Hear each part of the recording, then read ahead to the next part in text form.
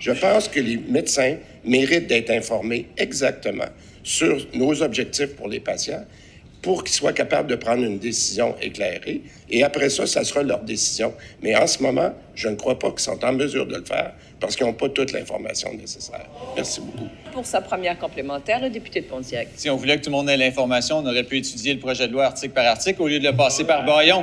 Mais le meilleur exemple de l'inefficacité totale de sa loi, là, c'est qu'il répète qu'il l'a déposé pour que l'enseignement reprenne, Madame la Présidente, pour que les sessions soient sauvées. D'accord, mais le résultat de ce qu'il a mis dans sa loi, c'est que les associations étudiantes des facultés de médecine sont en train de prendre des votes de grève pour savoir s'ils continuent à être enseignés. Un vote de grève des étudiants.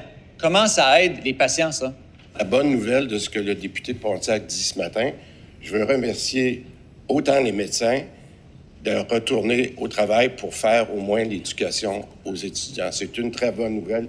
Puis je veux saluer tout le travail qui a été fait aussi en coulisses par ma collègue à l'enseignement supérieur pour s'assurer de garder les doyens informés, les recteurs informés et qui permettent aussi ce retour-là à l'enseignement le plus rapidement possible. Alors, je veux remercier les médecins d'avoir fait cet effort-là parce qu'il y avait énormément d'impact. Deuxième complémentaire.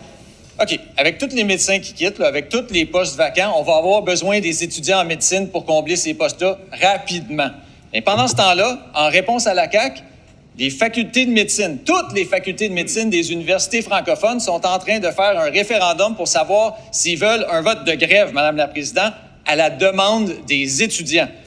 Là, on perd des médecins par dizaines, puis on a des étudiants qui veulent aller en grève. Je répète ça au ministre, comment ça aide le patient?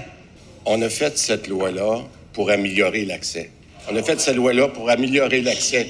Si le Parti libéral, qui a toujours abandonné à la dernière minute les réformes qui devaient être faites au cours des dernières années, c'est leur choix. Nous, on a le courage de faire ces choix-là. Maintenant, pour les étudiants dont on parle, soyons très clairs.